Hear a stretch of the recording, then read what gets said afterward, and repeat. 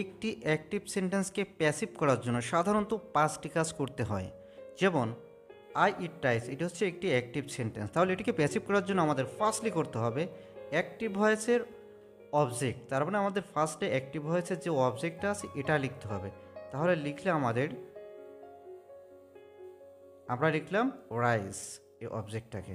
তারপরে কি করতে হবে, অ্যামিজার, এই অ্যামিজার থেকে যে কোনো একটা লিখতে হবে, মূলত বি ভার্ব থেকে লিখতে হয়। এটা যেহেতু প্রেজেন্ট ইনডিফিনিট টেন্স, তাই প্রেজেন্ট ইনডিফিনিট টেন্সে অ্যামিজার থেকে যে কোনো একটি লিখতে হয়। এবং আমরা জানি রাইসের পরে সাধারণত ইজ বসে, তাহলে আমরা লিখলাম ইজ।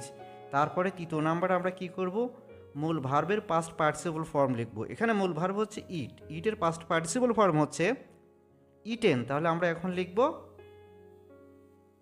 ইটেন। তারপরে আমরা কি লিখব, একটি অতিরিক্ত প্রিপোজিশন হিসেবে আমরা কি লিখব, বাই লিখব। তারপরে আমরা কি লিখব, অ্যাক্টিভ ভয়েসের সাবজেক্ট, তার মানে অ্যাক্টিভ ভয়েসের সাবজেক্ট হচ্ছে আই, আমরা আইটাকে এখানে অবজেক্ট হিসাবে লিখব। তাহলে আমরা কি লিখব, মি, আমরা জানি আয়ের অবজেক্টিভ ফর মি। তাহলে আমাদের হয়ে গেল অ্যাক্টিভ থেকে প্যাসিভ।